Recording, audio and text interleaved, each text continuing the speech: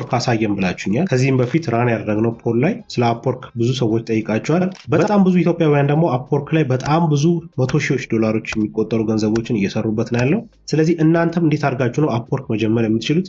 እያንዳንዱን ስቴፕ አሳያችኋለሁ። ከሳይን አፕ ጀምሮ ከመጀመሪያው ጀምሮ እስከ አከፋፈሉ ድረስ ያለውን ነገር ሙሉ በሙሉ አሳያችኋለሁ ማለት ነው። ለምሳሌ እስኪ ኢትዮጵያውያን ምን እየሰሩ ነው የሚለውን ላሳያችሁ። እስኪ ለምሳሌ እዚህ ጋር ታለንት ውስጥ እንግባና ቲፒካል የኢትዮጵያ ስሞች አሉ አይደል? ቲፒካል ብናውቃቸው ለምሳሌ ቢኒያም፣ እዚህ ጋር ለምሳሌ ቢኒያም ደረጀ ይላል።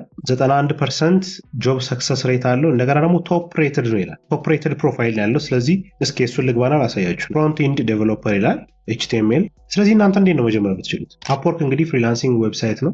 እዚህ ላይ ገብታችሁ ፍሪላንስ ስራዎችን መስራት ትችላላችሁ ማለት ነው። ፍሪላንሲንግ ማለት እንግዲህ በራሳችሁ ስራዎችን ሰልፍ ኢምፕሎይድ ሆናችሁ መስራት የምትችሉባቸው ስራዎች ማለት ናቸው። ይሄ ማለት ክላይንቶች ከየትኛውም ዓለም ላይ ሆነው ስራዎችን ፖስት ያደርጋሉ። ከዛ በኋላ እናንተ በኮንትራት ወይም ደግሞ በፊክስድ ፕራይስ ወይም ደግሞ በፕሮጀክት ከቤታችሁ ሆናችሁ በኦንላይን ስራዎችን ስትሰሩ ፍሪላንሲንግ ይባላል ማለት ነው። ስለዚህ ፍሪላንሲንግ በጣም ብዙ ፕላትፎርሞች አሉ። ፋይቨር፣ ቶፕታል፣ ፍሪላንሰር.com፣ አፕወርክ፣ ጉሩ፣ ሌሎችም አሉ በጣም ብዙ። ስለዚህ መጀመሪያ አፕወርክ.com ላይ ነው የምንገባው። ስለዚህ አፕወርክ.com እንግዲህ ይህን ይመስላል ፕላትፎርሙ።